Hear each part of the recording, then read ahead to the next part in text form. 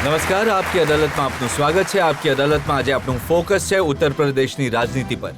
વારાણસીમાં bomb blast પછી જયા બચ્ચનની રાજ્યસભાની મેમ્બરશિપ રદ કરવાના આદેશ બાદ કે પછી અમરસિંહના ફોનની ટેપિંગ પછી આજકાલ દરરોજ ઉત્તર પ્રદેશની રાજનીતિ ફોકસમાં રહે છે. અને આજે આપકી અદાલતમાં એક એવા વ્યક્તિત્વને રજૂ કરીએ છીએ જેમને આ બધી ગડબડો માટે જવાબદાર ગણાવવામાં આવે છે. રજૂ છે આજનો કેસ.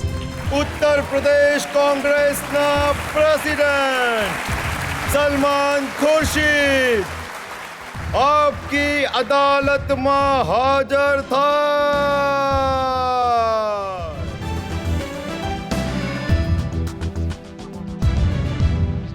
આપકી અદાલતમાં જનતાનો કેસ શરૂ કરીએ એ પહેલા આજના જજ સુધીર તેલંગની પરવાનગી લઈશું આજની કાર્યવાહી શરૂ કરવા માટે. અદાલતની કાર્યવાહી શરૂ કરવામાં આવે તો કેસ શરૂ થાય છે. આપકી અદાલતમાં પહેલો આરોપ સલમાન ખુરશીદ પર. આપકી અદાલતમાં સલમાન ખુરશીદ પર આરોપ છે કે તેઓ સમાજવાદી પાર્ટીની પાછળ પડી ગયા છે. સલમાન સાહેબ, જ્યારથી તમે ઉત્તર પ્રદેશ ગયા છો, પ્રદેશ કોંગ્રેસ કમિટીના અધ્યક્ષ બન્યા છો, તમારો એક જ એજન્ડા છે, કોઈ પણ રીતે મુલાયમસિંહ યાદવને, અમરસિંહને હેરેસ કરો, હેરાન કરો. નહીં, આ મારો એજન્ડા નથી, આ મારી જવાબદારી છે. એમણે ઉત્તર પ્રદેશને હેરેસ કર્યું અને હેરાન કર્યું અને મારી એ જવાબદારી છે કે હું ઉત્તર પ્રદેશને મુક્ત કરાવું આવી શક્તિઓથી. તો એ સાચું છે કે તમે એક સેલ બનાવ્યો છે જેનું નામ છે PIL સેલ, જેનું કામ છે આ લોકોને વિરુદ્ધ કેસ દાખલ કરતા જવું? દરેક ચોરને પકડવાનું એ PISLનું કામ છે. એમાં જો કોઈ પોતાની જાતને ચોર સમજે છે તો એ માની લે કે એની વિરુદ્ધમાં અમે કામ કરી રહ્યા છીએ. હું તમને પૂછું છું કે શું તમે કોંગ્રેસ પાર્ટી તરફથી એક એવો સેલ બનાવ્યો છે જે કેસ ચલાવીને મુલાયમસિંહ યાદવને હેરેસ કરે? જી હા, વકીલ મારા જેવા અધ્યક્ષ હોય ત્યાં આવા સેલ નહીં હોય એ તો આશ્ચર્યની વાત થશે. વિશ્વ મોહન ચતુર્વેદી, જેમણે એક કેસ ફાઇલ કર્યો, પ્રોપર્ટીનો કેસ મુલાયમસિંહ યાદવની વિરુદ્ધ, એમના પરિવારની વિરુદ્ધ, જેમાં બધાની વિરુદ્ધ, એ કહેવાયું કે એ તમારા નજીકના છે અને તમે તૈયારી કરાવી આ કેસ ફાઇલ કરાવવાની. કદાચ કે મેં કરી હોત, એ મારા નજીકના નથી, એ ઘણા દિવસોથી કોંગ્રેસ પાર્ટીમાં રહ્યા છે, એમની બીજી પણ ગતિવિધિઓ છે. હા, મેં એમને સમર્થન એ વાત માટે જનતાની સામે આપ્યું કે જો એ આવું કામ કરી રહ્યા છે, એ જનતાને જાગૃત કરી રહ્યા છે, એ કોઈ અદાલતની સામે સત્યને ઉજાગર કરવા ઈચ્છે છે તો દરેકે એમનું સમર્થન કરવું જોઈએ. બહુજન સમાજ પાર્ટીના જે 40 MLA જેમણે જોઈન કર્યું હતું સમાજવાદી પાર્ટીમાં, એમના વિશે જે કેસીસ છે એ પણ તમારા આશીર્વાદથી ચાલી રહ્યા છે? જુઓ, આટલા મોટા મોટા વકીલ એ કેસને કરી રહ્યા છે. સતીશ મિશ્રાજી જનરલ સેક્રેટરી છે બહુજન સમાજ પાર્ટીના. એમને મારા જ્ઞાન અને મારી ક્ષમતાની જરૂર નથી, પણ હા, એવો કેસ ચાલી રહ્યો છે, એમાં મને રુચિ છે. આપણી રાજનીતિને સ્વચ્છ કરી શકે છે જો એવો કેસ, તો હું એને સમર્થન અવશ્ય આપીશ, જનતાની સામે આપું છું, છુપાને નથી આપતો. અને જયા બચ્ચનની વિરુદ્ધ જેમણે કેસ ફાઇલ કર્યો એ પણ તમારા પ્રિય છે? મારા પ્રિય નથી, અમારી પાર્ટીના નેતા છે, અમારી પાર્ટીની ચૂંટણી લડી ચૂક્યા છે. જયા બચ્ચનની જ્યારે ચૂંટણી થવાની હતી ત્યારે એમણે પણ પોતાના ફોર્મ ભર્યા હતા, એમનું પણ નામાંકન થયું હતું અને એમના ફોર્મને અવૈધ રીતે અમાન્ય કરી દેવામાં આવ્યું. તો એ એમના મનમાં એક રોષ તો છે અને એટલે એમણે જો આ કાર્યવાહી કરી છે તો એ કોઈના પર આરોપ કેવી રીતે કરી શકે? આરોપ એ છે સલમાન સાહેબ કે તમે પોલિટિકલ લડાઈ લડવાની જગ્યાએ કાયદાના માધ્યમથી લડાઈ લડો છો, પોતાની પોલિટિકલ લડાઈ અદાલતોમાં લડો. કાયદો તો કરી રહ્યો છું, ના સહારો લઈ રહ્યો છું, ચોરીનો સહારો તો નથી લઈ રહ્યો, લૂંટેરાઓનો તો સહારો નથી લઈ રહ્યો, મારવાવાળા અને જે લોકો અપહરણ કરે છે એમનો સહારો તો નથી લઈ રહ્યો, હું શેખ અને શાહુકારનો સહારો નથી લઈ રહ્યો, માત્ર કાયદાનો સહારો લઈ રહ્યો છું. કાયદાનો સહારો લેવો કોઈ ખરાબ વાત નથી. તમે દરેક એ માણસનો સહારો લઈ રહ્યા છો જે મુલાયમસિંહ યાદવ અને અમરસિંહનો દુશ્મન છે. એટલે જ આખી જનતાનો સહારો લઈ રહ્યો છું. હું માનું છું કે આખી જનતા એમની દુશ્મન છે. પણ મળ્યા તમે અજીતસિંહને 3 વાર? અજીતસિંહને તો હું 30 વાર મળ્યો છું, પણ અજીતસિંહને મળવાથી કંઈ મળી તો નથી જતું ને. સામે માત્ર શિષ્ટાચારનો મામલો છે, મળીએ છીએ. એટલે મળ્યા કે મુલાયમસિંહ યાદવની સરકારને પાડવાની તૈયારી કરી શકો? નહીં, એટલે મળ્યો કે હું એમને પૂછું કે તમે એમને સમર્થન આપી રહ્યા છો, શું તમે સંતુષ્ટ છો આ સમર્થનથી? જેટલા લોકો છે, ભલે અજીતસિંહ હોય, ભલે મદન મોહન હોય, જેટલા પણ લોકો જે તમારી આસપાસ છે અને જે મુલાયમસિંહ યાદવને હેરેસ કરે છે, એમની જે સ્ક્રિપ્ટ છે એ તમે લખો છો, એ માત્ર એક રોલ પ્લે કરે છે, પાત્ર ભજવે છે. કાશ કે હું સ્ક્રિપ્ટ રાઇટર એવો બની જતો, ઘણા પૈસા કમાવી લેતો જો એવો સ્ક્રિપ્ટ રાઇટર બની જત. પણ હું એ કહી રહ્યો છું કે હું કોઈને પણ આપણા સમાજમાં, આપણા રાજનૈતિક મંચ પર જે સત્યની લડાઈ છે એનું સમર્થન દરેક વ્યક્તિએ કરવું જોઈએ, એ હું પણ કરીશ. સલમાન સાહેબ, લોકો એ કહે છે કે 17 વર્ષથી કોંગ્રેસ કોશિશ કરી રહી છે ઉત્તર પ્રદેશમાં પગ જમાવવાની, પણ તમે કંઈ નથી કરી શક્યા. સાચું છે કે અમે ઘણા દિવસોથી નબળા છીએ, ત્યાં પણ એના ઘણા કારણ છે. એનું કારણ ધ્રુવીકરણ અમારા સમાજનું થયું, એનું કારણ બાબરી મસ્જિદનો વિધ્વંસ એનું એક કારણ રહ્યું. અમારામાં પણ અમુક ત્રુટીઓ, અમુક ભૂલો અમારામાં પણ હતી, અમારામાં પણ રહી હશે. એને જ કારણે અમને આજે આ દિવસ જોવા મળ્યો. પણ અમારા પ્રયત્નો છે કે ફરીથી બદલાઈએ અને ફરીથી ઉત્તર પ્રદેશને એ દિવસ જોવા મળે જે ક્યારે ઉત્તર પ્રદેશે 17 વર્ષ પહેલા જોયા. જનતામાંથી જે લોકો સવાલ પૂછવા ઈચ્છે છે, જી હા, ફર્સ્ટ રોમાં જયા બચ્ચનજી ના વિરુદ્ધ મતલબ કે આરોપ લગાવી રહ્યા છો કોંગ્રેસવાળા પણ કે આ લાભના પદ પર છે, લાભના પદ પર હતા, તો એમને હટાવવામાં આવે. તો તમારા મતે આ બરાબર છે શું? જુઓ, મારા મતે એ બરાબર છે જે કાયદાકીય રીતે ઠીક છે.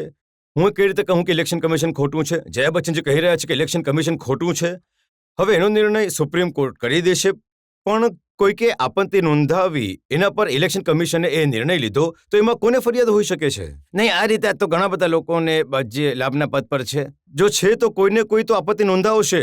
જુઓ, પોકેટ તો ઘણી જગ્યાએ મારવામાં આવે છે, પણ જે એફઆઈઆર કરાશે ત્યાં જ તો પોલીસ તપાસ કરશે ને. તો શું તમે એના વિરુદ્ધ ફરિયાદ કરશો કે એ કહેવાયું કે સોનિયા ગાંધી જે પદ પર છે એ પણ લાભનું પદ છે? ને કોણે કહ્યું છે? આ તો અમરસિંહજીએ કહ્યું છે. અમરસિંહજી કાયદાકીય રીતે જે અન્ડરસ્ટેન્ડિંગ છે એ કેટલી છે? તમે એટલા કેસીસ એમની વિરુદ્ધ કરી દીધા છે કે એમને કાયદાની ઘણી સમજ જો કાયદાની સમજ પડી ગઈ છે તો એ કાયદાકીય કાર્યવાહી કરે ને. એ ઊભા થઈને હવામાં વાતો કેમ કરે છે? કાયદાકીય કાર્યવાહી કરે, એનો જવાબ આપવામાં આવશે. લાભના પદ પર માત્ર એ લોકો હોય છે જેમની યાદી નથી બનાવવામાં આવતી પાર્લામેન્ટ કે એસેમ્બલીમાં, કે કઈ સંસ્થાએ છે જેમને લાભનું પદ નહીં માનવામાં આવશે. એ યાદીને જોઈ લો. કાયદાકીય કાર્યવાહી કરવા ઈચ્છો છો તો કાયદાકીય કાર્યવાહી કરો, એમાં કોઈ ઝઘડાની વાત નથી. સેક્રેટરીએટનો ઓર્ડર મારી પાસે છે જેમાં નેશનલ એડવાઇઝરી કાઉન્સિલના કોન્સ્ટિટ્યુશન વિશે કહેવાયું છે, જેની ચેરપર્સન સોનિયા ગાંધી છે. એમાં લખ્યું છે, the expenditure incurred in the function of the council would be made by central government. અને જ્યાં સુધી ચેરપર્સનનો સવાલ છે, Shrimati Sonia Gandhi, member of parliament, will be the chairperson of the national advisory council. Chairperson will hold the rank and status of union cabinet minister. તમે આને લાભનું પદ માનો છો કે નથી માનતા? નહીં, તમે સમજી નથી રહ્યા. લાભનું પદ માત્ર એ હોય છે જે પદ પર રહીને તમારે જે તમારું કામ પાર્લામેન્ટમાં કરવાનું છે એમાં ક્યાંય ને ક્યાંય કોઈ દુવિધા આવી શકે છે કે એમાં ક્યાંય ને ક્યાંય કોઈ પરેશાની આવી શકે છે. આ તો પાર્લામેન્ટનું જ કામ કરી રહી છે, આ તો સરકારનું જ કામ છે, સરકારનું જ કામ છે. અને આના પર જો કોઈને વાંધો છે તો કોને વાંધો નોંધાવવાની કોઈએ ના પાડી છે? આ દરેક જગ્યાએ બતાવી રહ્યા છે. અમરસિંહજી દરેક જગ્યાએ કહી રહ્યા છે આપત્તિ જો છે તો આપત્તિ નોંધાવી હોત. કોઈને વાંધો હતો તો જયા બચ્ચનની વિરુદ્ધ એમણે નોંધાવ્યો છે. એ જ તો કહી રહ્યા છે કે જો જયા બચ્ચન કરે તો ખૂન અને જો સોનિયા ગાંધી કરે તો માફ. એવું નથી. તમે પહેલા નક્કી કરી લો. એક સિપાહીના હાથમાં બંદૂક આપવામાં આવે છે અને એને કહેવામાં આવે છે કે દુશ્મનને માર, તો એ ખૂન નથી હોતું. અને એ જ ગોળી, એ જ બંદૂક લઈને તમે તમારા કોઈ દુશ્મનને મારી દો છો અને તમે એમ કહો છો કે તમે કહ્યું કે દુશ્મનને મારો, તો એ ખૂન હોય છે. તો પછી એમાં તમારો જવાબ કોઈ નથી સાંભળતું. કોને બંદૂક સોંપવામાં આવી છે, કોણે સોંપી છે, શું આદેશ મળ્યા છે અને શું સ્થિતિ છે, આ બધી વસ્તુઓનું વિવરણ સમજીને, કાયદાકીય વિવરણ સમજીને ત્યારે જ કે કહેવું જોઈએ. એના પહેલા કઈ રીતે કહી શકો છો? કદાચ અમરસિંહજી જો વાત સાંભળતા હશે તો જરૂર ફરિયાદ કરશે. તો એમણે કઈ રીતે એને પોતાની પર્સનલ લડાઈ બનાવી લીધી, પર્સનલ એજન્ડા બનાવી લીધું, એને લઈને મારી પાસે અમુક સવાલો છે, પણ એક બ્રેક માટે રોકાવાનું છે. અને બ્રેક બાદ જ્યારે પાછા ફરીશું તો સલમાન ખુરશીદને પૂછીશું એ આરોપો વિશે જે એમના પર લાગ્યા. એમણે ઉત્તર પ્રદેશની રાજનીતિને પોતાની પર્સનલ લડાઈ બનાવી દીધી. એક બ્રેક બાદ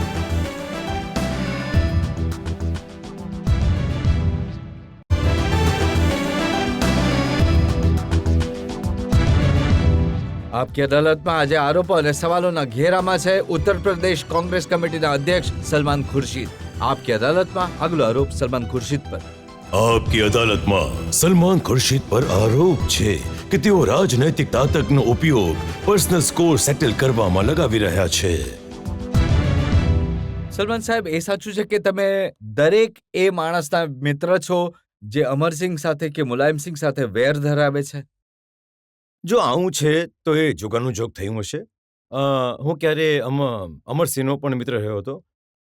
દગો અમરસિંહે આપ્યો, મેં તો એમને નથી આપ્યો. એમણે મને જો નુકસાન પહોંચાડવાની કોશિશ કરી છે તો શું હું એનો જવાબ નહીં આપું? મારી પાર્ટીને નુકસાન પહોંચાડવાની કોશિશ કરી તો હું એનો જવાબ નહીં આપું? હવે તમે હિસાબ બરાબર કરવા ઈચ્છો છો? ધીરે ધીરે થઈ રહ્યો છે, ધીરે ધીરે થઈ રહ્યો છે, થઈ જશે. એ વાત સાચી છે કે તમે ક્યાંકથી શોધીને અમરસિંહના ભાઈ અરવિંદસિંહને લઈ આવ્યા રાજનીતિમાં અને અરવિંદસિંહ પાસે કેવડાવ્યું કે અમરસિંહ સત્તાના દલાલ છે? જુઓ, અરવિંદસિંહને પણ દગો કર્યો એમણે. એમણે પોતાના ભાઈ સાથે જો દગો કર્યા અને એક દગો ખાનારો બીજા દગો ખાનારની પાસે જો પહોંચી ગયો અને બંને એકબીજાનો હાથ જો પકડી લીધો તો એમાં શું ભૂલ છે, શું ખરાબી પણ છે? એવું કેમ થાય છે કે અરવિંદ સિંહ જે ભાષા બોલે છે એ જ ભાષા હોય છે જે સલમાન ખુરશીદ બોલે નહીં, એ છે? મારાથી વધારે કડક ભાષા બોલે છે. હું તો એમને રોકું છું. હું તો કહું છું કે ભાઈના વિશે આવી વાતો નહીં કહો. હું એમને રોકું છું, પણ એમની ભાષા ઘણી કડક છે. કદાચ એમને દગો હજુ ઊંડો થયો છે. તમે રાજ બબ્બરના દિલમાં આગ લગાડી અમરસિંહની વિરુદ્ધ? જુઓ, રાજ બબ્બરના દિલમાં હું પહોંચી જાઉં એ તો ઘણું મુશ્કેલ છે. અને પણ રાજ બબ્બરને કોની ઠેસ લાગી છે એ રાજ બબ્બર જાણતા હશે અને અમરસિંહ જાણતા હશે. હું એટલું જ જરૂર કહીશ કે કોઈ પણ પાર્ટીમાં જેવી લડાઈ આજે રાજ બબ્બર આજે લડી રહ્યા છે સમાજવાદી પાર્ટીમાં, એવી લડાઈ કોઈ પણ પાર્ટીમાં એનું સમર્થન આપણે કરવું જોઈએ, કેમ કે આનું ક્યાંય ને ક્યાંય જઈને મેળ પડી જાય છે સ્વચ્છ રાજનીતિ સાથે. રાજનીતિ સાફ થઈ જાય, સુધરી જાય અને સ્પષ્ટ થઈ જાય, એનાથી વધારે સારું બીજું શું સલમાન હશે? સાહેબ, રાજ બબ્બર તો એક્ટર છે. જીવનભર એમણે કોઈ બીજાના લખેલા ડાયલોગ બોલ્યા છે, કોઈ બીજાના ડાયરેક્શનમાં કામ કર્યું છે. તમે ડાયરેક્ટર છો અને રાજ બબ્બર એના મેઇન એક્ટર છે ડ્રામાના. જો રાજ બબ્બર એક્ટર છે, હું માનું છું, અને એક્ટરને વિલનને મારવાનું સહેલું હોય છે અને વિલનને જ એમણે ઓળખી લીધા છે પોતાની પાર્ટીમાં. તો એ જ્યારે વિલનને મારી રહ્યા છે, ઢીસુમ કરી રહ્યા છે, તો એમાં મારા પર કેમ આરોપ છે?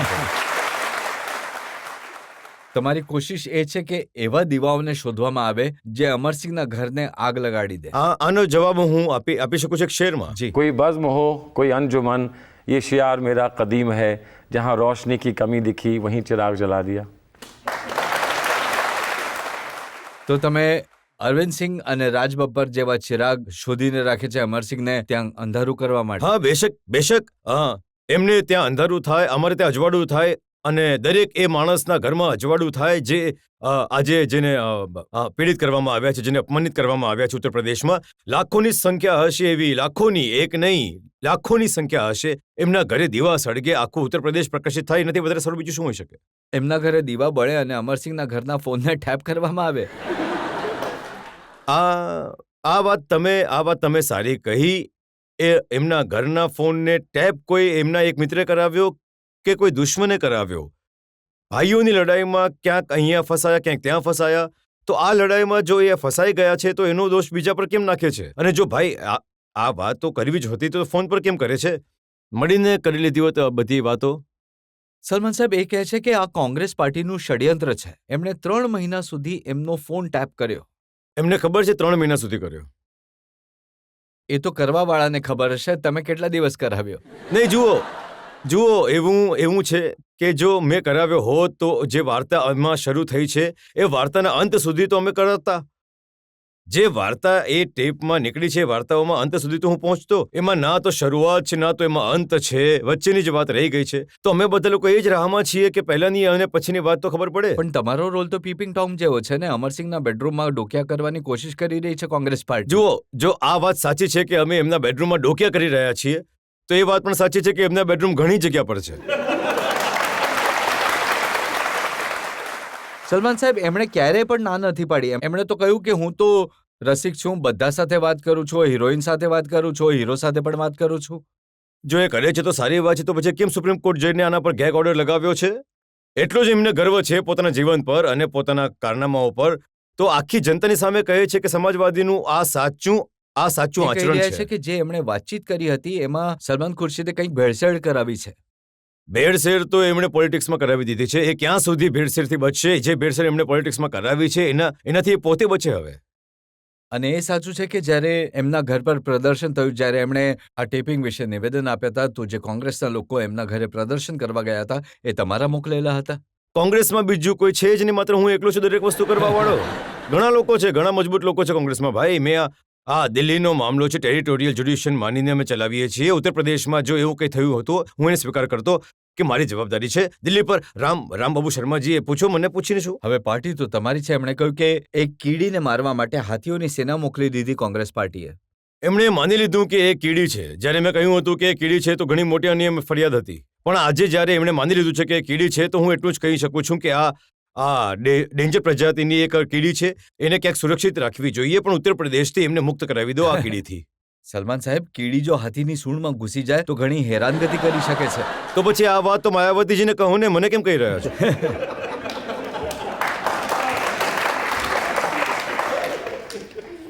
જો હું આખો પાછલા 2-3 મહિનાનો ઇતિહાસ જોઉં, ઉત્તર પ્રદેશમાં જે રીતની રાજનીતિ થઈ, અમિતાભ બચ્ચનને ઇન્કમટેક્સની નોટિસ ગઈ, જયા બચ્ચનની રાજ્યસભાની મેમ્બરશિપ ગઈ, રાજ બબ્બરે અમરસિંહની વિરુદ્ધ મોરચો ખોલી દીધો, અમરસિંહે એમના ભાઈની વિરુદ્ધ મોરચો ખોલી દીધો, અમરસિંહના ફોન ટેપ થયા.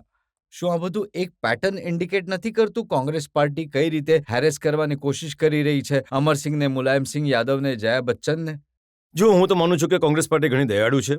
કોંગ્રેસ પાર્ટી પાસે જેમ જેમ આ સમયે તકો છે એમને હેરાન કરવાની, કોંગ્રેસ પાર્ટીએ એક તકનો પણ ઉપયોગ નથી કર્યો. એટલા માટે કેમ કે કોંગ્રેસ પાર્ટી એ નથી ઈચ્છતી કે કોઈને એવું લાગે કે અમે દ્વેષની ભાવના સાથે કરી રહ્યા છીએ. પણ કોઈ ભૂલ કરશે, હવે તમે માની લો કે એ એક કેળાના છાલ પરથી લપસીને પડે છે, તો કોંગ્રેસ પાર્ટીને જ બદનામ કરશે, કોંગ્રેસ પાર્ટીને જ ખરાબ કહેશે. એમના વાળ ખરે છે તો એ કોંગ્રેસ પાર્ટીને જ ખરાબ કહેશે કે અમે કોઈ ખરાબ શેમ્પુ કરાવી દીધું. પણ સલમાન કેટલું સાહેબ, સાચું તમે છે? તો આખા રસ્તે કેળાના છોટલા નહીં, કાંટા પાથર્યા છે. કાંટા તો મેં પાથર્યા છે, એને હું સ્વીકાર કરું છું. એ કોઈ બીજા રસ્તો અપનાવી લે, જે રસ્તા પર એ જઈ રહ્યા છે એ અમારા માટે એક સંકટનો રસ્તો છે, એટલે મેં કાંટા ત્યાં પાથર્યા. હું પોતાની સુરક્ષા તો કરીશ જ. હું પોતાની સુરક્ષા કેમ નહીં કરું? એ તો આખી એક 10-15-20 ગાડીઓને સાથે લઈને ચાલે છે. એમની પાસે બ્લેક કેટ્સ અને બ્રાઉન કેટ્સ અને ગ્રે કેટ્સ બધું એમની પાસે હોય છે. હું તો એકલો ચાલતો હોઉં છું, પગેથી ચાલુ છું, તો ઓછામાં ઓછો કાંટાનો સહારો મળે છે મને. એમને તો ફૂલોને પોતાના રસ્તા બનાવી લીધા અને કોશિશ કરી હતી. અમે તો કાંટા પર જ પાથરી લીધા.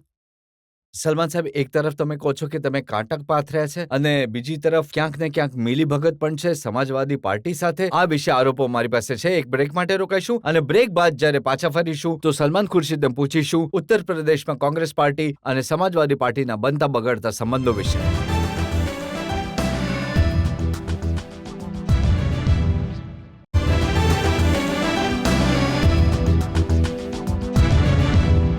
આપકી અદાલતમાં આજે અમે જનતા તરફથી કેસ ચલાવી રહ્યા છીએ ઉત્તર પ્રદેશમાં કોંગ્રેસ કમિટીના અધ્યક્ષ સલમાન ખુરશીદ પર. આપકી અદાલતમાં આગલો આરોપ સલમાન ખુરશીદ પર. આપકી અદાલતમાં સલમાન ખુરશીદ પર આરોપ છે કે એમના ડબલ સ્ટાન્ડર્ડ છે. સલમાન સાહેબ, શરૂઆતના દિવસોમાં તો ઘણા ગરજા, ઘણા વરસ્યા તમે અમરસિંહ પર, મુલાયમસિંહ યાદવ પર, પણ પાછલા 2-3 દિવસથી હું એ સાંભળી રહ્યો છું કે થોડા ડરી ગયા તમે એમનાથી. જે નહીં, ડરવાનો કોઈ સવાલ જ નથી, કોઈ પ્રશ્ન જ નથી. પણ હા, હું એટલું તમને કહી શકીશ કે એક વાત હોય છે સામસામેની લડાઈ અને બીજી વાત હોય છે કે આખા ભારતીય પરિપ્રેક્ષ્યમાં, પોતાની રાષ્ટ્રીય પરિપ્રેક્ષ્યમાં આ સમયે કઈ ગતિથી કઈ દિશામાં જવાનું છે. અને હું માનું છું કે આ સમય એક ઘણું સંવેદનશીલ એક મુકામ પર આપણે ઊભા છીએ. અમારી સરકારને ઘણા મોટા કામ કરવાના છે. અમે કંઈ એવું નથી કરવા ઈચ્છતા જેનાથી કે અમારી સરકારને અસુવિધા હોય. કોઈ દુવિધામાં અમારી સરકાર આવે, હું ઉઠાવી લઈશ કષ્ટ, પણ અમારી કેન્દ્ર સરકારને હું કોઈ કષ્ટ નહીં આવવા દઉં. તો તમને લાગે છે કે અમરસિંહ વામપંથી દળોની સાથે મળીને તમારી સરકારને કષ્ટ પહોંચાડી શકે છે? નહીં, વામપંથી દળોનો અમારી સાથે સંબંધ છે, વામપંથી દળોનો એમની સાથે સંબંધ પણ છે. તો હું એમને કોઈ વિડંબણામાં નાખવા નથી માંગતો, હું એમને કોઈ દુવિધામાં નાખવા નથી ઈચ્છતો. જો વાતચીતથી, સંવાદથી એ વાત સમજે છે કે ઉત્તર પ્રદેશના સારા માટે અને ઉત્તર પ્રદેશના વિકાસ માટે અમુક પગલાઓ આવશ્યક છે, તો હું એમનું એ સમયે એમનું સ્વાગત કરીશ. પણ આ સંવાદથી વાતચીત નક્કી થશે. હું મારી વાતને જબરદસ્તી કે દાદાગીરીથી કોઈને તો એ ના તો વાત મનાવવા સાચી છે કે ઈચ્છું છું. તમને ઉપરથી ઈશારો આવ્યો છે કે તમારી હીટ જરા ઓછી કરી દો? જો ઉપરથી ઈશારો એને આવશે જે સમજતા ન હોય.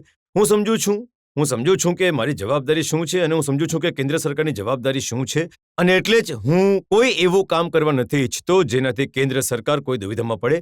મારા માટે પ્રાથમિકતા કેન્દ્ર સરકાર છે. આ દેશને માટે પ્રાથમિકતા કેન્દ્ર સરકાર છે. ઉત્તર પ્રદેશમાં તો ચૂંટણીઓ આવશે, આજે નહીં આવે, 8 મહિના પછી આવશે, 10 મહિના પછી આવશે. ડબલ અમે સારું કામ સ્ટેન્ડર્ડ નથી, કરીશું. સલમાન સાહેબ. એક તરફ તમે કહો છો કે આ ઉત્તર પ્રદેશને નુકસાન પહોંચાડી રહ્યા છે, એક તરફ તમે કહો છો ઉત્તર પ્રદેશમાં કોંગ્રેસને મજબૂત કરવી છે, પણ ઉત્તર પ્રદેશમાં જેને તમે તમારા દુશ્મન માનો છો એની સાથે જ ક્યાંક હાથ મેળવી મેં બેઠા હાથ છો નથી તમે. મેળવ્યો. હું માત્ર ઈચ્છું છું કે જેમ આજે હું કઠેરામાં બેઠો છું એમ જ હું જનતાની સામે એમને પણ કઠેરામાં બેસાડી દઉં. અને એ સમય આવશે, ચૂંટણીનો સમય આવશે. હું અવૈધ રૂપથી ન તો સરકાર પાડીશ, એ અમારા પર તમારી આરોપ અદા એવી છે કે લગાવે સામે છે. આવતા પણ નથી અને મોઢું છુપાવતા પણ નથી. નહીં. એવી વાત નથી. મોઢું છુપાવવું હોય તો એ છુપાવે. સામે તો હું છું. હું ખુલીને લડી રહ્યો છું, પણ લડાઈનો મતલબ એ નથી કે હું અવૈધ રૂપે એમને નુકસાન પહોંચાડું. હું આમને સામને લડાઈ કરું છું. હું પાછળથી હુમલો નથી કરતો, હું પાછળથી વાર નથી કરતો. સલમાન સાહેબ, વારાણસીમાં બોમ્બ બ્લાસ્ટ થયા. ભારતીય જનતા પાર્ટીએ, બહુજન સમાજ પાર્ટીએ કહ્યું કે મુલાયમસિંહ યાદવની સરકારને બરખાસ્ત કરી દેવામાં આવે. તમે નાના ઇશ્યુઝ પર તો લડો છો, પણ આ ઇશ્યુ પર તમે સામે ન આવ્યા. જુઓ, હું આ એક ઘણો ઘણો સંવેદનશીલ એક વાત છે. હું એ માનું છું કે અમારો કેટલો પણ હું રૂસ ન હોઉં, કેમ ન હોઉં, મુલાયમસિંહજીની સરકારથી કેટલી પણ અમને કષ્ટ અને પીડા હોય, પણ જ્યારે આતંકવાદનો સવાલ છે તો આપણો દુશ્મન આતંકવાદ છે. અને એટલે અમે કહી દીધું કે આ તક નથી કે આપણે આતંકવાદની સામે આપણા દેશને વહેંચેલો બતાવીએ અને તૂટેલા બતાવીએ. આ સમયે આપણે બધા એક છીએ. કારગિલ જ્યારે હતું આપણે બધા એક હતા. આ સમયે આપણે બધા એક છીએ. કે કડવું સત્ય એ છે કે જોર્જ બુશના આવ્યા બાદ તમે જે રીતે જોયું કે દેશભરમાં મુસ્લિમ નારાજ થઈ ગયા કોંગ્રેસ પાર્ટીથી, જે રીતના ડેમોન્સ્ટ્રેશન થયા, જે રીતની તાકાત એમણે બતાવી, કોંગ્રેસને લાગ્યું કે જેટલા બચેલા મુસ્લિમ જે અમારી સાથે છે એ પણ ન જતા આ રહે. વાત નથી. જુઓ, હું માનું છું કે અલ્પસંખ્યકોના પ્રત્યે કોંગ્રેસનો એક સંકલ્પ છે, કોંગ્રેસનો એક સંબંધ છે, અને આ કોંગ્રેસની એક જવાબદારી પણ છે. જવાબદારીને હું પૂરી કરીશ. એ કેટલું સમજે ના સમજે, પ્રેસિડેન્ટ બુશને લઈને માત્ર મુલાયમ જ આપણા દેશના ચિંતિત નહીં હતા, વામપંથી પણ ચિંતિત હતા, અને ઘણા બધા આપણા બહુસંખ્યક સાથે ચિંતિત હતા. એક વિડંબણા છે, અને પ્રધાનમંત્રી આને વારંવાર કહ્યું છે, આને કોઈ સહેલો રસ્તો નહીં સમજતા, પણ ભ્રમિત કરવામાં આવે કોઈકને, અને કોઈકને વિચારોથી અને કે કોઈના ભાવનાઓથી રમવામાં આવે, એવું હું નથી ઈચ્છતો. હું સમજાવી લઈશ, હું બધાને સમજાવીશ. આ દેશને માટે આ સમયે આપણી આવશ્યકતા હતી. વિકાસ દર 10% બની શકે, આગળ આપણને ઉર્જા પ્રાપ્ત થઈ શકે, એ બધાને સામે રાખીને જો ક્યાંક કલેજા પર પથ્થર રાખીને પણ અમે હાથ મેળવ્યો છે કોઈની સાથે, તો એ હાથ મેળવવો ખોટું નથી. જે અમારા અને એમના મતભેદ છે, ઇરાકને લઈને, ઈરાનને લઈને છે, અને બીજી અમુક વાતોને લઈને છે, એ મતભેદ અમારા બની રહેશે. તમે કહો છો કે સરકાર ચલાવવા માટે, સત્તામાં બની રહેવા માટે જ્યારે વામપંથી કહેશે એમની સામે માથું નમાવતા રહેશો. માત્ર ઝુકાવવાનું નહીં, પણ હવે જો અમે એવી સ્થિતિમાં છીએ, એવા યુગમાં છીએ જ્યારે ગઠબંધનની રાજનીતિ અનિવાર્ય થઈ ગઈ છે, તો કંઈક ને કંઈક તો આપલે રાખવી પડશે, આદાન પ્રદાન કરવું પડશે. તો હું પોતાની મરજીથી દરેક વસ્તુ કરવા ઈચ્છું છું. અમારા સાથીને પસંદ નહીં પડે તો એ કેવી રીતે સંભવ છે? પણ હા, એટલું નિવેદન એમને જરૂર કરીશ કે થોડો વિશ્વાસ અમારા પણ કરે કે અમે જે પણ કરીશું એ દેશના સારા માટે કરીશું. અમને નુકસાન 2 પૈસાનું થઈ જાય, પણ દેશને આપણો હંમેશા આગળ રહે અને હંમેશા દેશનો ઝંડો ઊંચો રહે, એ જ અમારો પ્રયત્ન છે. તમને ડર નથી લાગતો કે જ્યારે મુસ્લિમ નારાજ છે, અલ્પસંખ્યક નારાજ છે, તો આ બધા સમાજવાદી પાર્ટી અને વામપંથીઓ સાથે જતા રહેશે? કોંગ્રેસ ફરી જુઓ, પેલું કહેવાય છે કે કારમાં પસાર થઈ ગયો કે ખાલી જોતા રહે. અલ્પસંખ્યકોને એટલા નાદાન નહીં સમજો. એ પણ જાણે છે કે 3 દિવસ સુધી કોનો એમ્બેસેડર લખનૌમાં હતો અને એ શું કરી રહ્યો હતો. અલ્પસંખ્યકોને નાદાન નહીં સમજો. અલ્પસંખ્યકોની સામે આજે રોજગારનો સવાલ છે, એમને આગળ વધવા માટે શિક્ષાની સમસ્યા છે, એના પર મુલાયમસિંહ કંઈ પણ બોલવા તૈયાર નથી. પછાત અલ્પસંખ્યકોને જો અમે ઈચ્છીએ છીએ કે એમની વસ્તીની પ્રમાણમાં અલગથી આરક્ષણ મળી જાય, અંસારી હોય, વણકર હોય, અબ્બાસી હોય, મંસૂરી હોય, મલિકી હોય, તો મુલાયમસિંહ એના પર કંઈ કહેવા માટે તૈયાર નથી. આજે લડાઈ એ વાતની છે. આજે લડાઈ છે રોજગારની એક તરફ, અને એ જે રોજગારનો કાર્યક્રમ અમારી સરકારે આપ્યો છે એનાથી બધાને ફાયદો પણ થશે. સલમાન સાહેબ, યાકુબ સાહેબ જેવા લોકો વિશે તમે પણ કંઈ કહેવા તૈયાર નથી. એ યાકુબ જે સરકારમાં મંત્રી છે અને જેમણે કહ્યું કે જે કાર્ટૂન જેણે બનાવ્યું એનો શિરચ્છેદ કરવાવાળાને 51 કરોડ રૂપિયાનું ઇનામે આપશે, તમે પણ ચૂપ જો રહ્યા. તમને એવું લાગે છે કે હું ચૂપ રહ્યો, હું બોલી ચૂક્યો છું, અને એ બોલવા પર મારા પુતળા પણ સળગી ચૂક્યા છે. પણ જો મારા પુતળા એ કહેવા પર સળગ્યા, તો જ્યારે હું સંકટ મોચન ગયો તો ત્યાં સંકટ મોચનને ધોવામાં પણ આવ્યા, અને પછી ગંગાજળથી તો આ સમયે મારી વિનંતી છે કે જે લોકો ઇમ્તિહા પસંદ એક તરફ ઊભા છે અને બીજા લોકો જે ઇમ્તિહા પસંદ બીજી બાજુ ઊભા છે, એમની વચ્ચે અમારે લોકોને જીવવા માટે થોડો સહારો મળી જાય. થોડો સહારો આપો, જેથી આ દેશને સંકટથી અમે બહાર કાઢી શકીએ. હકીકત એ છે કે ભારતનો એક હિન્દુ મુસલમાનની લડાઈ લડવા માટે તૈયાર છે. જો હજરત સાહેબની શાનમાં ગુસ્તાખી થઈ છે, તો મુસલમાન એમ કેમ માને છે કે અહીંયાનો હિન્દુ લડાઈ લડવા માટે તૈયાર નથી? અરે લાખો કરોડો હિન્દુ પણ નીકળી આવશે રસ્તાઓ પર. એક વખત બોલાવીને તો જુઓ. હિન્દુઓને બહાર કાઢવા તો અડવાણીજી ફરીથી રથ પર ચડીને નીકળી પણ ગયા. કયા રસ્તે જઈ રહ્યા છે રથ પર, એ જોઈ લો ને. અમે ઈચ્છીએ છીએ કે હિન્દુ અને મુસલમાન એક થાય. મુસલમાન હિન્દુના કષ્ટની વાત કરે અને હિન્દુ મુસલમાનના કષ્ટની વાત કરે. અડવાણીજી શું કરવા ઈચ્છે છે હું નથી જાણતો. જિન્હાને ભૂલાવવા ઈચ્છે છે એટલે નીકળ્યા છે એ રથ પર, કે જિન્હાને વધુ ઉજાગર કરવા ઈચ્છે છે આ દેશમાં, એ હું નથી જાણતો. એમની પાર્ટીએ તો જિન્હાની વાત પર એમને એક કિનારે મૂકી જ દીધા. હવે દેશ શું કરશે આગળ આવનારો સમય બતાવી દેશે. આવો જનતાને પૂછીએ જે લોકો સવાલ પૂછવા ઈચ્છે છે. જી હા, તમે. સલમાન ખુરશીદજી કો કોંગ્રેસ પર આરોપ છે કે એ અલ્પસંખ્યકના તૃષ્ટિકરણની રણનીતિ અપનાવતી આવી છે શરૂઆતથી જ. ભલે એ મુસ્લિમ વિશ્વવિદ્યાલયનો મામલો હોય, ભલે આંધ્રપ્રદેશવાળો મામલો હોય કે ભલે બીજો કોઈ જગ્યાનો મામલો હોય, પણ જ્યારે ભાજપા ધર્મની રાજનીતિ માટે પોતાની રથયાત્રા કાઢે છે તો કોંગ્રેસને આટલી તકલીફ કેમ થાય છે? તકલીફ કોંગ્રેસને નથી. અમને અનુભવ છે કે જ્યારે યાત્રા એ પહેલા નીકળતી હતી તો શું થતું હતું, કેટલા દંગા અને ફસાદ અને કેટલો આતંક આખા ભારત વર્ષમાં ફેલાયો હતો. એ અનુભવ અમારો એમનો કહે છે કે આ યાત્રા યોગ્ય દિશામાં નહીં જશે. અને રહી વાત તૃષ્ટિકરણની, જો આપણે ન ભૂલવું જોઈએ કે એક નાના ભાઈનો હાથ પકડવો તૃષ્ટિકરણ નથી હોતું. સમજાવવાની કોશિશ કરો કે કોઈ જો નબળું છે, કોઈ આપણી સાથે ઊભું નથી શકતું, તો એનો જો આપણે હાથ પકડી લઈએ, ભલે પછાત વર્ગનો હોય, ભલે દલિત હોય કે પછી ભલે અલ્પસંખ્યક હોય, આપણા સંવિધાને આ પ્રદાન કર્યો છે અવસર. આપણે સંવિધાનને ભૂલીને એ કહીએ છીએ કે તૃષ્ટિકરણ થઈ રહ્યું છે. અલીગઢ મુસ્લિમ યુનિવર્સિટી કોણે બનાવી હતી? સર સૈયદે બનાવી હતી. સુપ્રીમ કોર્ટે કહ્યું છે કે અલ્પસંખ્યકે બનાવેલી જેટલી સંસ્થાઓ છે એમાં 50% આરક્ષણ થઈ શકે છે. સુપ્રીમ કોર્ટે કહ્યું છે, અમે નથી કહ્યું, સુપ્રીમ કોર્ટે કહ્યું છે. હવે જો કોઈ માને છે કે અલીગઢ વિશ્વવિદ્યાલય અલ્પસંખ્યક સમુદાય બનાવેલું નથી, તો એમાં એક પાયાનો સવાલ ઊભો થાય છે કે સવાલનું સુપ્રીમ કોર્ટ સમાધાન કરશે કે પાર્લામેન્ટ સમાધાન લાવશે? તૃષ્ટિકરણ ક્યાંથી આવી ગયું એમાં? પણ સલમાન સાહેબ, જે કંઈ પણ કરશો મુસલમાનો માટે તમે કરશો તો ઠીક છે, પણ જો ઉત્તર પ્રદેશની સરકાર એક અલગ યુનિવર્સિટી બનાવવા ઈચ્છે છે તો તમે ઓબ્જેક્ટ કરશો? જુઓ, યુનિવર્સિટી એ બનાવવા ઈચ્છતા હતા, અમને કોઈ ઓબ્જેક્શન નથી, આજે પણ નથી. એમણે એ યુનિવર્સિટીને બનાવવા પહેલા જીવનભર માટે આ જીવન એનો એક ચાન્સેલર બનાવી દીધા, અને એ પણ આઝમ ખાન જેવા વ્યક્તિ. અને અમને માત્ર એ વાતની ફરિયાદ છે કે પટાવાળો બનવાને લાયક નથી. નહીં, એ પટાવાળો, જો પટાવાળાને કેમ ખરાબ કહી રહ્યા છો? પટાવાળાનું પદ ઘણું સન્માનિત પદ હોય છે. મારું માત્ર એટલું કહેવું છે કે યુનિવર્સિટીમાં આ જીવન કોઈને પણ નહીં બનાવવા જોઈએ. આ જીવન મહાત્મા ગાંધી કોઈ વિશ્વવિદ્યાલય નહીં બન્યા ચાન્સેલર બન્યા. આ જીવન કોઈ વિશ્વવિદ્યાલયના ચાન્સેલર નથી બન્યા. તો કેમ આઝમ ખાનને બનાવવામાં આવી રહ્યા છે? જો એ વિશ્વવિદ્યાલય બનાવવા ઈચ્છતા હતા તો આઝમ ખાનનું નામ હટાવી લેતા, 5 વર્ષ માટે એમને બનાવતા, અને એમને કોઈ વાંધો નહીં હતો, અને વિશ્વવિદ્યાલય બની છે, તમને એના માટે અનુદાન પણ આપતે. તમને વાંધો હતો કારણ કે આઝમ ખાને તમને વ્યાજ ખાવ કહી દીધું હતો. નહીં, આઝમ ખાને મને વ્યાજ ખાવ કહ્યો, મને એજ્યુકેશન માફિયા કહ્યો. હવે આઝમ ખાનના જે વિચારો છે, જેટલા છે, જેવા છે, એના પર મને શા માટે કંઈ બોલાવો છો? મારાથી બોલાવીને તમે મારી જીભ કેમ ગંદી કરશો, કેમ કહેવડાવો છો? સર સલમાન સાહેબ, તમને અમારો એ સવાલ છે કે તમે કહી રહ્યા છો કે સત્તામાં બેઠેલા લોકો કે ઉત્તર પ્રદેશમાં એ ચોર છે, બદમાશોનો સહારો લઈ રહ્યા છે, તો પછી તમે ચોરોને અને બદમાશોનું સમર્થન કરી રહ્યા છો, તો તમે પણ તો ચોર જ થયા ને? શું તમારી જવાબદારી, તમે આ જવાબદારીથી બચી શકો છો કે જવાબદારીથી બચવાની કોશિશ કોઈ નથી કરી રહ્યું? હું સમર્થન નથી કરી રહ્યો. મારી વાતથી તમને એવું લાગ્યું છે કે શું?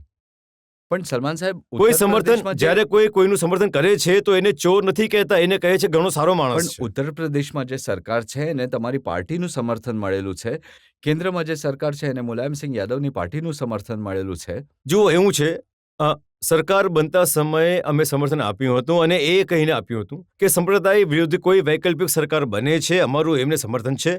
સરકાર ચલાવવા માટે સમર્થન પર ના વાત થઈ, ના અમે આપ્યું, ના તો એમને અમારી સંખ્યાની આવશ્યકતા છે. હમણાં 2 જે વોટ થયા છે, કયા વોટમાં અમે ત્યાં રહ્યા છીએ? અમે ત્યાં નથી રહ્યા, અમને એનો વિરોધ કર્યો છે. તમે પોતે કહ્યું છે કે યુનિવર્સિટી બનાવવા જઈ રહ્યા હતા અને અમે એનો વિરોધ કર્યો, તો કયું સમર્થન છે? તમે કોઈ ટેકનિકલ વાત કાઢી કહી દો કે એ સમયે સમર્થન આપ્યું હતું, તો એ સમર્થન ચાલતું જ રહેશે જ્યાં સુધી કે તમે એમનું ગળું નહીં દબાવી દો. કોઈ સમર્થન નથી. સલમાન સાહેબ, શું તમે ક્યારેય ગવર્નરને એ વાતની ચિઠ્ઠી આપી કે અમે આ સરકારનું સમર્થન નથી કરતા? ગવર્નરે ક્યારે પૂછ્યું જ નથી? ક્યારે પૂછ્યું જ નથી? પૂછ્યું ત્યારે જવાબ આપીશું ને. હમણાં એમણે પૂછ્યું, મેં જવાબ આપી દીધો. ગવર્નર પણ આમ જ પૂછે તો હું જવાબ આપી દઈશ, પણ વગર પૂછે કેવી રીતે આપીશ? આને જ કહેવાય ડબલ સ્ટેન્ડર્ડ્સ, બેવડા માપદંડ. નહીં, આને કહે છે ઘણી સુલઝેલી રાજનીતિ. આને કહેવાય હાથીના દાંત ખાવાના અલગ અને બતાવવાના અલગ. હવે તમે વારંવાર હાથી પર પહોંચી જાઓ છો. અમારો હાથી સાથે પણ ઝઘડો છે, તમે હાથીની વાત કરો છો. સલમાન સાહેબ, વધુ એક બ્રેક માટે રોકાઈશું, અને બ્રેક બાદ જ્યારે પાછા ફરીશું તો વાત કરીશું ઉત્તર પ્રદેશમાં કોંગ્રેસ પાર્ટીની સ્થિતિની. એક બ્રેક બાદ.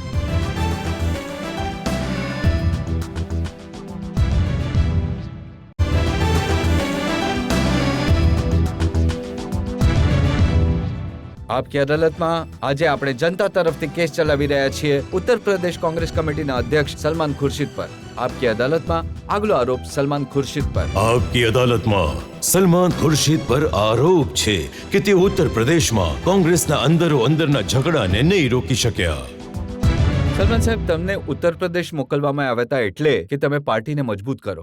પણ જે દિવસે તમને અધ્યક્ષ બનાવવામાં આવ્યા એના પછી પ્રદર્શન શરૂ થઈ ગયા. તમારા જ પુતળા સળગવા લાગ્યા, તમારી જ પાર્ટીના લોકો પ્રદર્શન કરવા લાગ્યા, માર પેટાઈ થઈ, રસ્તા પર ઉતરી આવ્યા. એ સાચું છે કે ક્યાંક અમુક લોકોએ એવું કર્યું, પણ એમનો ઇતિહાસ શું છે, થોડો દિવસ ક્યાં રહીને આવ્યા છે, કોની પાસે રહીને આવ્યા છે, એ બધી વાત સામે રાખો. સામાન્ય કાર્યકર્તાનો આ સમય રૂખ શું છે, એમનો સામાન્ય કાર્યકર્તાનો મત શું છે? હું એ માનું છું કે અમે દરેક જગ્યાએ ક્યાંક ને ક્યાંક કોઈ ગુટબાજીથી વ્યસ્ત રહીએ છીએ, પૂરા દેશમાં રહીએ છીએ અને દરેક પાર્ટીની આ જ હાલત છે. પણ અમે પ્રયત્ન કર્યો છે, જેટલી ઉદારતા સાથે બધાને સાથે લઈને ચાલી શકીએ, કોશિશ કરી રહ્યા છીએ. આવનારો સમય બતાવશે. પણ તમે તો એક સપનું વેચ્યું હતું કોંગ્રેસ પાર્ટીને કે ઉત્તર પ્રદેશમાં ફરીથી પરાભવ થશે, ફરીથી કોંગ્રેસ પાર્ટી રિવાઇવ થઈ શકશે. થશે એ જો કોઈનું સપનું રાજનીતિમાં નથી જોતા તો એ આગળ જ વધી નહીં શકે. આ એવું સપનું નથી જે કાર્યાન્વિત નહીં થશે, કે જે સાચું સપનું સાચું નહીં થઈ શકે. પણ એને માટે મહેનત ઘણી કરવાની જરૂર છે. 17 વર્ષથી જે નથી થયું એ 7 દિવસમાં તો નથી થવાનું. આપણે કોશિશ કરવાની છે. આપણી પાસે ઘણા બધા સપનાઓ છે, ઘણા મોટા સપનાઓ છે. સોનિયાજીની પાસે છે, રાહુલજીના પાસે કે છે. તમારા સપનાને જનતાએ ચૂર કરી નાખ્યા. જ્યારથી તમે બન્યા એના પછી એક લોકસભાનું ઇલેક્શન થયું, 6 વિધાનસભાના ઇલેક્શન થયા, દરેક જગ્યાએ કોંગ્રેસ પાર્ટીની જમાનત જપ્ત થઈ ગઈ. નહીં, એવું નથી. પણ શું આનાથી એ પહેલા એ ચૂંટણી એ ક્ષેત્રમાં અમે જીત્યા હતા? દરેક જગ્યાએથી તો જીતતા નથી. આ સમયે અમારા શું સર્વેક્ષણ આવી રહ્યા છે, સર્વેક્ષણમાં અમને 20% સુધી વધારીને બતાવાયા છે. હવે ચૂંટણી આવશે, ચૂંટણીમાં બધું ખબર પડી જશે, ચૂંટણીમાં અમે ક્યાં છીએ અને ક્યાં નથી. સલમાન સાહેબ, ઇલાહાબાદ, જ્યાં પંડિત નહેરુ જન્મ્યા હતા, જ્યાં ઇન્દિરાજી રહ્યા છે, એવી જગ્યા, ત્યાં કોંગ્રેસ પાર્ટીને એસેમ્બલી ઇલેક્શનમાં 660 વોટ મળ્યા. હું આને સ્વીકાર કરું છું કે અમારા માટે આ ઘણી દુઃખદ વાત છે. પણ જે આ કહે છે એ ભૂલી જાય છે કે જ્યાં પંડિત જવાહરલાલ નહેરુ રહ્યા અને પંડિત જવાહરલાલ નહેરુએ જે ક્ષેત્રનું પ્રતિનિધિત્વ કર્યું, ત્યાં આજે કોણ લોકો જીતીને આવી રહ્યા છે? બીજાની હત્યા કરીને, જે જીતેલો વ્યક્તિ છે એની હત્યા કરીને જેલથી ચૂંટણી લડીને આવી રહ્યા છે. તો પછી આ વિડંબના માત્ર મારી નથી, આખા દેશની છે. આના માટે જવાબદાર તમે અને હું બંને છીએ. જ્યાંથી રાહુલ ગાંધી ને સોનિયા ગાંધી જીતીને આવ્યા છે, ત્યાં પંચાયતની ચૂંટણી થઈ, એમાં પણ કોંગ્રેસ પાર્ટી હારી ગઈ. એવું નથી, દરેક જગ્યાએ નથી હાર્યા. એમાંથી અડધી સીટો અમે જીત્યા પણ છીએ. અમુક જગ્યા પર અમારો બસપા સાથે સમજૂતી પણ હતી. જ્યાં બસપા સાથે સમજૂતી હતી, અમારા માટે દુઃખની વાત છે કે એમના લોકો ત્યાં છોડીને જતા રહ્યા, કોઈ બીજા પાસે જતા રહ્યા. જેટલો આતંક ઉત્તર પ્રદેશમાં આજે છે, હું તો એ કહું છું કે ખુલ્લેઆમ કહું છું કે જો કાલે મુલાયમસિંહજીની મુખ્યમંત્રી ના રહે અને મુલાયમસિંહજી જેટલી સીટો આજે લીધી છે એની 1/3 સીટો પણ લઈ આવે તો મારી ચેલેન્જ છે કે હું રાજનીતિ છોડી દઈશ. હિંમત કરે વગર સરકારમાં રહીને ચૂંટણી લડવાની હિંમત કરીને બતાવે. સલમાન સાહેબ, કેન્દ્રમાં તમારી સરકાર છે, તમે પણ આ રીતના રસ્તાઓ અપનાવી શકો છો. નથી અપનાવવા ઈચ્છતા ને. એમ કેમ? અમે જવાબદાર પાર્ટી છીએ. અમારો આ દેશના ઇતિહાસ સાથે કોઈ સંબંધ રહ્યો છે, અમારો કોઈ સંકલ્પ છે, અમને અહીંની જનતાનું સન્માન છે. અમે કોઈ લૂંટફાટ કરવા માટે રાજનીતિમાં નથી આવ્યા. તમારો સંકલ્પ તો માત્ર રાહુલ ગાંધી છે, એમનો ઉપયોગ કરવા ઈચ્છો છો યુપીમાં કોંગ્રેસ પાર્ટી માટે. જો રાહુલ ગાંધીજીનો ઉપયોગ કરવા ઈચ્છતા હોત તો આજે એ ફરી રહ્યા હોત ને ઉત્તર પ્રદેશમાં. અમે કહ્યું છે રાહુલજીને, અમે કહ્યું છે કે એમને કે તમે કહો કે તમે શું કરવા ઈચ્છો છો ઉત્તર પ્રદેશમાં. અમને જમીન તૈયાર કરવા માટે મહેનત કરવાની તક આપો. અમે જમીન તૈયાર કરીને પછી તમે આવીને આગેવાની કરજો. એ ઘણી રૂચિ લે છે, ઘણી સલાહ અને એમની પાસેથી મળે છે, વાતચીત રહે છે. પણ એ જવાબદારી મારી છે કે હું કઈ મહેનત કરું. હું માત્ર એમને એમ કહું કે તમે અહીં આવો, મને ચૂંટણી જીતાડી દો અને તમે આવો ને વોટ અપાવી દો, તો એ યોગ્ય નથી ને. મહેનત કરવાની જગ્યાએ ઉત્તર પ્રદેશમાં કોંગ્રેસ પાર્ટીના નેતા પરસ્પર લડવામાં લાગ્યા છે. એવી વાત નથી. જેટલી લડાઈ ઉત્તર પ્રદેશમાં ક્યારેક થતી હતી એને ઇતિહાસમાં હંમેશા ઉત્તર પ્રદેશમાં સૌથી મોટી લડાઈ રહી છે. ત્યારની વાત અને હમણાંની વાત, કોઈ છાપાવાળા પાસે જઈને એક સ્ટેટમેન્ટ આપવાથી લડાઈ થતી નથી. લડાઈ થાય છે જ્યારે તમે જમીન પર ઊભા રહો છો, જમીન પર બીજું કોઈ છે ઊભા રહેવા વાળું. ત્યાં ચાલો અમારા કાર્યકર્તાઓ સાથે બેસીને જુઓ, એમને પૂછો કે ક્યાં લડાઈ છે, ક્યાંય લડાઈ નથી. અને પછી બીજી વાત એ છે કે કબ્રસ્તાનમાં, સ્મશાનમાં કોઈ લડાઈ થતી નથી. લડાઈ બજારમાં થાય છે.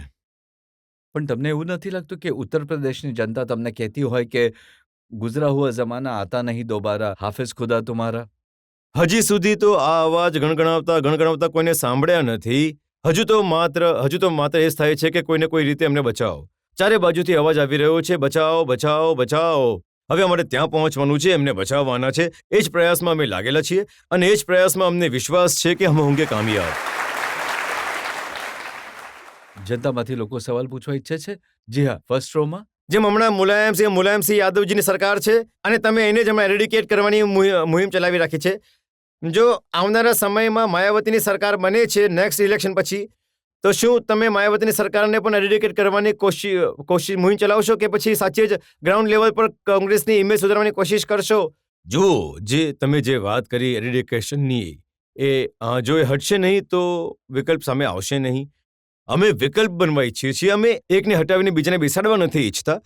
અને અમે એ માનીએ છીએ કે આજે જે ઉપલબ્ધિઓ છે, આજે જે કેન્દ્ર સરકાર તરફથી રોજગાર ગેરંટી આપવામાં આવી રહી છે, વિદ્યુતીકરણની યોજના રાજીવજીના નામની આપવામાં આવી છે, આજે જે સૂચનાનો અધિકાર આપવામાં આવ્યો છે, આજે જે કબાલ ટાઉન્સને નો વિકાસ કરવા માટે એક વિશેષ સંસ્થા અને એક વિશેષ કાર્યક્રમ બનાવ્યો છે, ઇન્ફ્રાસ્ટ્રક્ચર રૂરલ એરિયામાં આપવાની વાત પ્રધાનમંત્રીજીએ કહી છે, જે ભારત નિર્માણની વાત પ્રધાનમંત્રીજીએ કહી છે, એ બધાને લઈને ઉત્તર પ્રદેશની સામે અમે જઈને એક વિકલ્પ બનવા ઈચ્છીએ છીએ. એમને આશા છે કે પડદાની પાછળ માયાવતીજી સાથે હાથ તો નથી મેળવી લીધો તમે?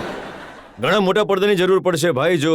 જો પડદાની પાછળ કંઈ કરવું હોય તો મારું એ માનવું છે કે જો અમને અમારા પગ પર ઊભા થવું છે તો પછી ઘોડી છોડવી પડશે. ઘોડીના સહારાથી અમે ક્યારેય આગળ નહીં વધી શકીએ. અમારા બધા માટે જગ્યા ઉત્તર પ્રદેશમાં થઈ શકે છે. અને અમે એ માનીએ છીએ કે જો આજે અમે પાછળથી આગળ આવવાની કોશિશ કરી રહ્યા છીએ, તો જ્યાં સુધી અમે આગળથી નહીં હટાવીએ, અમે આગળ નહીં આવી શકીએ. એટલે અમારો પ્રયાસ એ છે કે અમારા પગ પર ઊભા થઈએ, એકલા ચાલીએ અને કોંગ્રેસને કંઈક બનાવીને એકવાર ફરી બતાવીએ, કોંગ્રેસના ઝંડાને ઊંચો ઉઠાવીને બતાવીએ. એ અમારો પ્રયાસ છે. હવે તમે લોકો નક્કી કરશો, સમય કહી શકે શું સાચું છે, સલમાન સાહેબ, અમે આરોપો લગાવ્યા જનતા તરફથી, તમે સફાઈ આપી. આપણે એક બ્રેક માટે રોકાઈશું અને બ્રેક બાદ જ્યારે પાછા ફરીશું તો જોઈશું જનતાના જજ, જાણીતા કાર્ટુનિસ્ટ સુધીર તેલંગનો નિર્ણય આજના કેસ પર.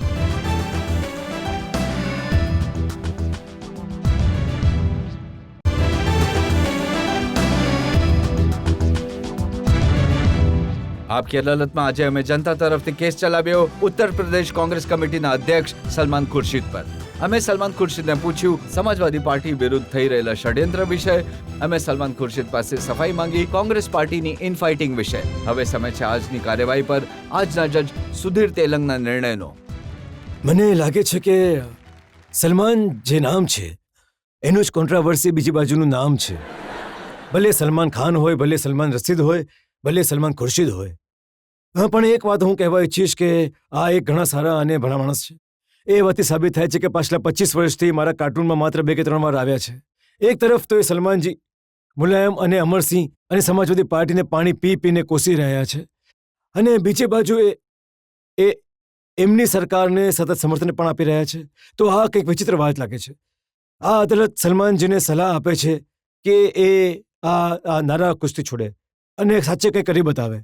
જનતા હવે આ નુરા કુસ્તીથી પૂરી રીતે બોર થઈ ચૂકી છે. વહેલા કે મોડા ઉત્તર પ્રદેશમાં ચૂંટણી તો થવાની જ છે. કોણ સાચું છે, કોણ ખોટું છે, આ નિર્ણય જનતા કરશે ઘણું જલ્દી. અદાલત એમને એક સલાહ આપે છે કે મુલાયમસિંહ અને અમરસિંહના ઓબ્સેશનથી બહાર નીકળે કમ્પ્લીટલી અને ઉત્તર પ્રદેશની જનતાના વિશે વિચારે. જે રીતે એમણે કેસ લડ્યો એને જોઈને એ સાફ થઈ જાય છે કે ઘણા સુલझેલા રાજનેતા છે, અને અદાલત હાલમાં એમને બરી કરશે ઉત્તર પ્રદેશની જનતા જ્યારે ચૂંટણી થશે. એ આશા અને વિશ્વાસ સાથે કે સલમાન ખુરશીદ જ્યારે પોતાની પાર્ટી સાથે પૂરી રીતે મેદાનમાં ઉતરશે, ઉત્તર પ્રદેશમાં ચૂંટણી થશે, જનતા નિર્ણય લેશે એમની વાતમાં કેટલું સત્ય છે, કોણ કેટલું પાણીમાં છે. આપણે આજનો કેસ અહીં સમાપ્ત કરીએ છીએ. આવતા અઠવાડિયે તમારી સાથે ફરી મુલાકાત થશે એક નવા વ્યક્તિત્વ સાથે. ત્યાં સુધી નમસ્કાર.